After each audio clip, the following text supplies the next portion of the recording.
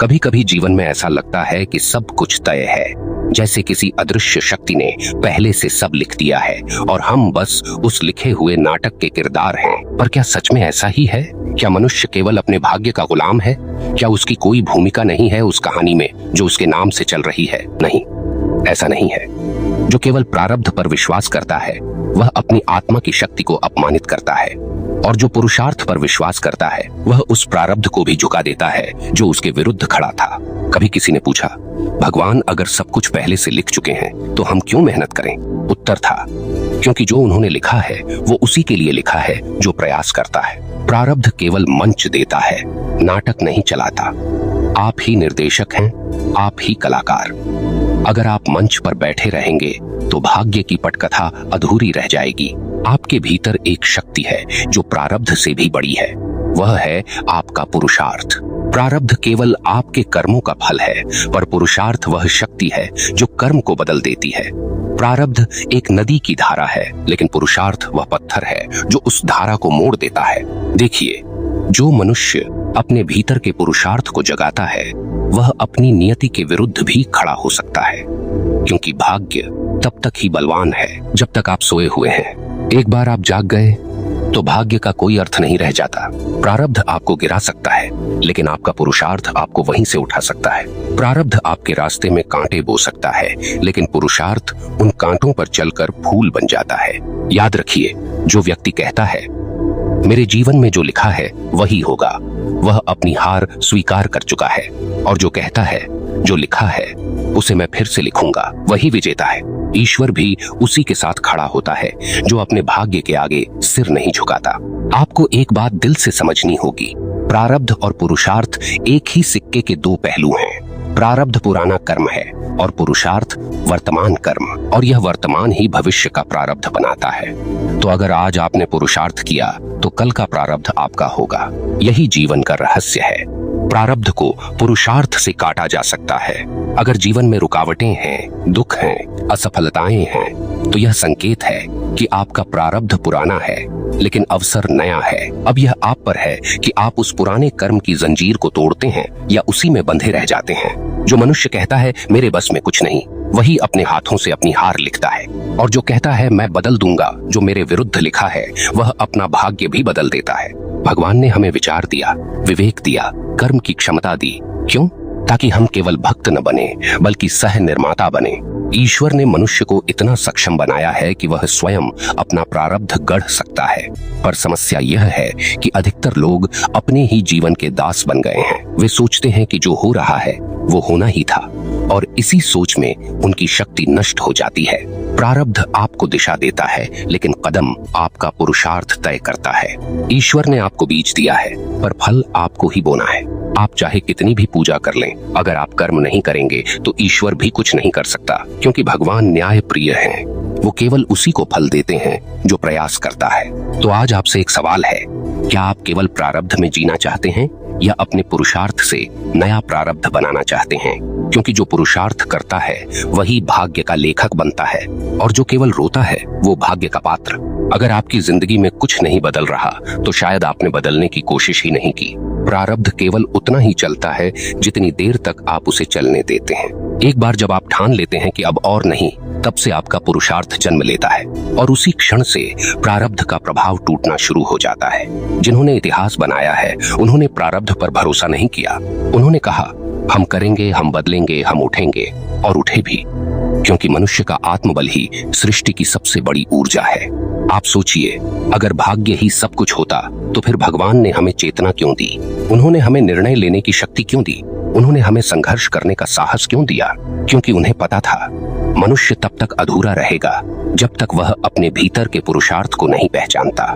पुरुषार्थ का अर्थ है अंधेरे में भी दीप जलाना। पुरुषार्थ का अर्थ है कठिनाई में भी कदम न रोकना।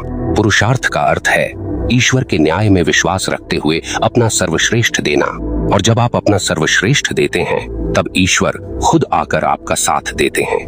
वो कहते हैं यह मेरा बच्चा है जिसने अपने कर्म से मेरी इच्छा को बदल दिया। और यही है सच्ची भक्ति, जहां मनुष्य कर्म को पूजा बना देता है। अब अगर इस सोच ने आपके भीतर कुछ हिलाया है, अगर आपने महसूस किया है कि आपके भीतर भी एक शक्ति सोई हुई है, तो उसे जगाइए। वीडियो को लाइक कीजिए और कमेंट में लिखिए, मैं अपने पुरुषार्थ से अपना भाग्य बदलूंगा, क्योंकि यही पहला कदम है उस परिवर्तन का जो आपको अपने प्रारब्ध से भी ऊपर ले जाएगा। आइए अब आगे बढ़ते हैं, समझते हैं कि कैसे यह पुरुषार्थ, जो केवल एक कर्म नहीं बल्कि एक चेतना है, धीरे धीरे आपके जीवन के हर हिस्से को बदल देता है। क्योंकि जब मनुष्य अपनी सीमा तोड़ता है तभी ईश्वर मुस्कुराते हैं। मनुष्य की सबसे बड़ी भूल यही है कि वह अपने ही कर्म की शक्ति को कम आंकता है। उसे लगता है कि जो हो रहा है वही होना था, लेकिन सच्चाई यह है कि जो आप सहन कर रहे हैं वह इसलिए है क्योंकि आपने उसे स्वीकार कर लिया है। एक बार आपने निश्चय कर लिया कि अब मैं नहीं झुकूंगा, उस क्षण से आपका प्रारब्ध बदलना शुरू हो जाता है। क्योंकि प्रारब्ध की ताकत आपकी सहमति पर चलती है और पुरुषार्थ की ताकत आपके निश्चय पर। आप जानते हैं प्रारब्ध और पुरुषार्थ के बीच का फर्क क्या है? प्रारब्ध कहता है तुम्हारा समय खराब है, और पुरुषार्थ जवाब देता है समय तो मेरा नौकर है। जो इस संवाद को समझ गया उसने जीवन के रहस्य को पकड़ लिया। ईश्वर भी उन्हीं के पक्ष में खड़े होते हैं जो अपने कर्म के प्रति ईमानदार हैं। भाग्य केवल उसी का साथ छोड़ता है जो स्वयं अपना साथ छोड़ देता है। अगर आप अपने कर्म में सच्चे हैं तो कोई प्रारब्ध, कोई ग्रह, कोई बाधा आपकी उन्नति को नहीं रोक सकती। भगवान ने न्याय का नियम बनाया है, जो करेगा वही पाएगा, और यही वाक्य आपके पुरुषार्थ की नींव है। अक्सर लोग कहते हैं मेरा भाग्य खराब है इसलिए मुझे कुछ नहीं मिलता, लेकिन आप सोचिए, किसने कहा कि खराब भाग्य सदा के लिए होता है? खराब भाग्य का मतलब केवल यह है कि अब आपको अधिक पुरुषार्थ करना है। ईश्वर ने कभी किसी को केवल प्रारब्ध से नहीं मापा, वे हमेशा कर्म से मापते हैं। आप देखिए, जो व्यक्ति कठिनाइयों में भी मुस्कुराता है, जो हारने के बाद भी उठ खड़ा होता है, उसका प्रारब्ध भी एक दिन थक कर झुक जाता है। क्योंकि प्रारब्ध का भी एक सीमा होती है, लेकिन पुरुषार्थ असीम है। प्रारब्ध बीते हुए समय का परिणाम है और पुरुषार्थ आने वाले समय का निर्माण। आप अपने अतीत को नहीं बदल सकते, लेकिन आप अपने भविष्य का निर्माता बन सकते हैं। और जो भविष्य बना सकता है उसे अतीत की कैद में क्यों रहना चाहिए? जीवन में कुछ लोग हैं जो कहते हैं मैंने सब कुछ किया फिर भी कुछ नहीं हुआ। उनसे एक बात कहना जरूरी है, आपने किया जरूर, लेकिन क्या आपने थक कर रुक गए या अंत तक टिके रहे? क्योंकि पुरुषार्थ का अर्थ केवल प्रयास नहीं है, निरंतरता है। ईश्वर देख रहे होते हैं कि आप कितनी देर तक अपने कर्म के प्रति सच्चे रहते हैं। भाग्य से जीतने का एक ही रास्ता है, थकना नहीं, क्योंकि प्रारब्ध थकता है लेकिन पुरुषार्थ नहीं। कभी कभी मनुष्य सोचता है कि सब खत्म हो गया है, लेकिन असल में वहीं से उसकी शक्ति शुरू होती है। जिन्होंने अपने जीवन की सबसे बड़ी हार के बाद भी मुस्कुराना सीखा, वही सृष्टि के रहस्य को समझ पाए। क्योंकि प्रारब्ध केवल उन्हें परखता है जो लड़ना जानते हैं। ईश्वर हमेशा ऐसे लोगों के साथ होते हैं जो अपने कर्म से उनकी इच्छा को भी चुनौती देते हैं। आपने देखा होगा, कुछ लोग साधारण परिवारों से निकलकर चमत्कार कर जाते हैं। क्यों? क्योंकि उन्होंने भाग्य की रेखा पर भरोसा नहीं किया। उन्होंने अपनी हथेली पर अपने कर्म से नई रेखा बना दी। भाग्य केवल कागज पर लिखा हुआ है, लेकिन कर्म पत्थर पर खुदा हुआ, और जो पत्थर पर खुद जाए उसे मिटाया नहीं जा सकता। पुरुषार्थ एक साधना है। यह केवल काम करना नहीं, यह अपने भीतर के आलस्य, डर और संदेह से लड़ना है। हर बार जब आप यह सोचते हैं कि शायद मुझसे नहीं होगा और फिर भी कदम बढ़ाते हैं, वहीं आपका भाग्य बदलना शुरू होता है। भगवान उस एक कदम का इंतजार करते हैं। वो चाहते हैं कि आप अपने कर्म से यह कहें, मुझे अपने जीवन का नियंत्रण चाहिए। और जब आप ऐसा करते हैं तब ईश्वर खुद पीछे हट जाते हैं और कहते हैं अब यह करेगा, अब यह चलेगा। देखिए, जीवन एक मैदान है। प्रारब्ध केवल विरोधी खिलाड़ी है, लेकिन खेल आपके हाथ में है। अगर आप डर कर बैठ गए तो हार निश्चित है, लेकिन अगर आप खेलने उतरे तो जीत की संभावना हमेशा जीवित है। और यही तो पुरुषार्थ है, असंभव लगने वाले खेल को भी खेलना।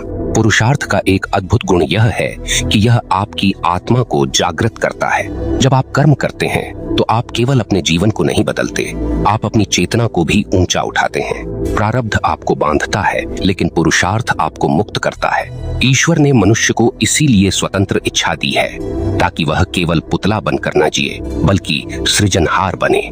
कभी यह मत सोचिए कि आपके कर्म छोटे हैं, क्योंकि छोटे छोटे कर्म ही प्रारब्ध की दीवार को गिराते हैं। हर दिन थोड़ा थोड़ा प्रयास करना, हर बार गिरकर उठना, हर बार टूट कर भी मुस्कुराना, यही पुरुषार्थ है। आपको किसी बड़े अवसर की प्रतीक्षा नहीं करनी, बस अपने भीतर के ज्वालामुखी को पहचानना है। क्योंकि एक बार वो फूटा तो प्रारब्ध की चट्टानें भी राख बन जाती हैं।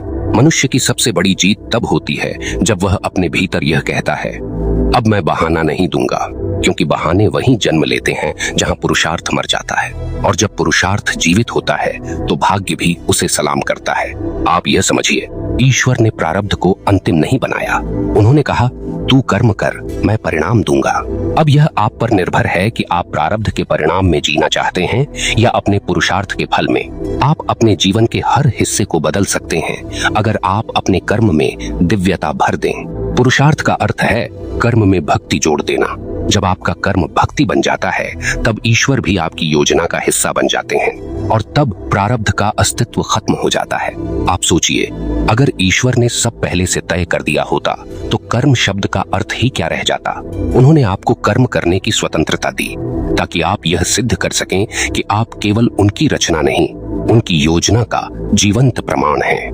और जो व्यक्ति अपने कर्म से यह सिद्ध करता है उसे प्रारब्ध क्या, स्वयं नियति भी रोक नहीं सकती। तो अब अपने भीतर झांकिए, कहीं आपका प्रारब्ध आपको रोक तो नहीं रहा? कहीं आपने अपनी आत्मा के उस ज्वाला को दबा तो नहीं रखा जो आपके जीवन को नया आकार दे सकती है? अगर हाँ, तो आज इसी क्षण से उठ जाइए, क्योंकि जब आप उठते हैं तो आपके साथ ब्रह्मांड की पूरी ऊर्जा उठती है। पुरुषार्थ वह मंत्र है जो पत्थर को भी भगवान बना देता है, और जो इस मंत्र को समझ गया उसके लिए प्रारब्ध केवल एक बीता हुआ अध्याय है। जब मनुष्य पुरुषार्थ करता है तो वह केवल कर्म नहीं करता, वह अपने प्रारब्ध की दीवारों में दरार डाल देता है। हर सच्चे प्रयास के साथ नियति की पुरानी लकीरें मिटनी शुरू हो जाती हैं और एक समय आता है जब वह मनुष्य उस स्थान पर खड़ा होता है जहां भाग्य भी उसकी अनुमति के बिना आगे नहीं बढ़ सकता। यही है पुरुषार्थ की वास्तविक शक्ति, प्रारब्ध को झुकाने की क्षमता। ईश्वर ने कभी यह नहीं कहा कि मनुष्य सब कुछ पहले से तय मान ले। उन्होंने केवल यह कहा, कर्म कर, क्योंकि मैं तेरे कर्म के अनुरूप परिणाम दूंगा। अब सोचिए, अगर प्रारब्ध अटल होता तो ईश्वर यह वाक्य कभी नहीं कहते, क्योंकि जो अटल है उसे कर्म से बदला ही नहीं जा सकता। लेकिन उन्होंने कहा, कर्म ही तेरा धर्म है। इसका अर्थ है प्रारब्ध केवल तब तक है जब तक आप कर्म नहीं करते।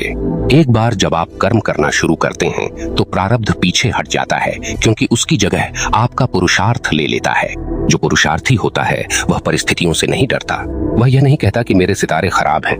वह कहता है, सितारे चाहे जैसे हों, मैं उन्हें चमकाना जानता हूँ। और जो ऐसा कहता है वही ईश्वर की इच्छा का विस्तार बन जाता है, क्योंकि भगवान उसी को माध्यम बनाते हैं जो उनकी सृष्टि में परिवर्तन लाता है।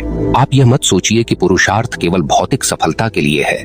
नहीं, पुरुषार्थ तो आत्मिक विजय का माध्यम है, क्योंकि जब आप कठिन परिस्थितियों में भी अपने कर्तव्य से नहीं डगमगाते तो आप केवल कर्म नहीं करते, आप अपनी आत्मा को मजबूत बना रहे होते हैं। वहीं से जीवन की दिशा बदलती है। यही सच्चा परिवर्तन है, जब आप परिस्थितियों के सामने नहीं झुकते बल्कि परिस्थितियां आपके आगे झुकती हैं। जो लोग यह कहते हैं कि मेरे पास कुछ नहीं है, वो ये भूल जाते हैं कि उनके भीतर सब कुछ है, क्योंकि पुरुषार्थ का स्रोत बाहर नहीं, भीतर है। एक दृढ़ निश्चय, एक ईमानदार प्रयास और एक विश्वास, यही वो 3 चाबियां हैं जो प्रारब्ध के सबसे बड़े ताले को भी खोल देती हैं। और जब यह ताला खुलता है तो आप महसूस करते हैं कि ईश्वर हमेशा आपके साथ थे, बस इंतजार कर रहे थे कि आप अपने भीतर के उस बल को पहचाने। जीवन में अगर कोई चीज अटल है तो वो है परिवर्तन, और जो परिवर्तन पुरुषार्थ से आता है वह सदा के लिए होता है, क्योंकि पुरुषार्थ केवल आज का प्रयास नहीं है, यह आपके पूरे अस्तित्व का पुनर्जागरण है। इसलिए जब भी जीवन आपको रोकने लगे, जब भी आप थक जाएं, जब भी प्रारब्ध की लकीरें आपको असहाय महसूस कराएं, तब एक पल रुकिए, गहरी सांस लीजिए और अपने भीतर कहिए, मैं प्रारब्ध का गुलाम नहीं, मैं अपने पुरुषार्थ का सृजनहार हूँ। इस वाक्य को हर सुबह दोहराइए, यह आपके भीतर के भय को जला देगा। और जब भय खत्म हो जाएगा तब आपको समझ में आएगा कि आपके जीवन की बागडोर किसी ग्रह या तारे के हाथ में नहीं है, वो आपके अपने हाथों में है। ईश्वर की यही इच्छा है कि मनुष्य अपनी शक्ति को जाने, अपनी क्षमता को पहचाने और अपने कर्म से उस प्रारब्ध को भी बदल दे जिसे वह कभी अटल मान बैठा था। जो यह समझ गया वह जीवन के सबसे गहरे रहस्य को पा गया। और अब अगर आपके भीतर यह आग जल चुकी है, अगर आप महसूस करते हैं कि अब आप अपने भाग्य से ऊपर उठने के लिए तैयार हैं, तो इस पल को व्यर्थ मत जाने दीजिए। इस वीडियो को लाइक कीजिए और कमेंट में लिखिए, मैं अब अपने पुरुषार्थ से अपना प्रारब्ध बदलूंगा। क्योंकि जब आप यह लिखते हैं तो यह केवल एक वाक्य नहीं होता, यह एक संकल्प बन जाता है जो आपके जीवन की दिशा बदल देता है। याद रखिए, भाग्य इंतजार करता है कि आप उसे चुनौती दें। ईश्वर मुस्कुराते हैं जब आप अपने कर्म से अपनी नियति को पुनः लिखते हैं, और भक्ति के मार्ग यही सिखाता है। भक्ति केवल प्रार्थना नहीं है, भक्ति वह साहस है जिससे आप अपने जीवन का नियंत्रण वापस लेते हैं। आपका पुरुषार्थ ही आपकी सबसे बड़ी भक्ति है। तो अब उठिए, कर्म कीजिए, और वो कीजिए जो आपके प्रारब्ध ने कभी सोचा भी नहीं होगा। क्योंकि जब मनुष्य अपने पुरुषार्थ से चलता है, तब स्वयं ईश्वर भी उसके साथ चलते हैं। याद रखिए, भक्ति के मार्ग पर हर वो आत्मा स्वागत योग्य है जो केवल भगवान को नहीं ढूंढती, बल्कि खुद को भी खोजती है। धन्यवाद दोस्तों।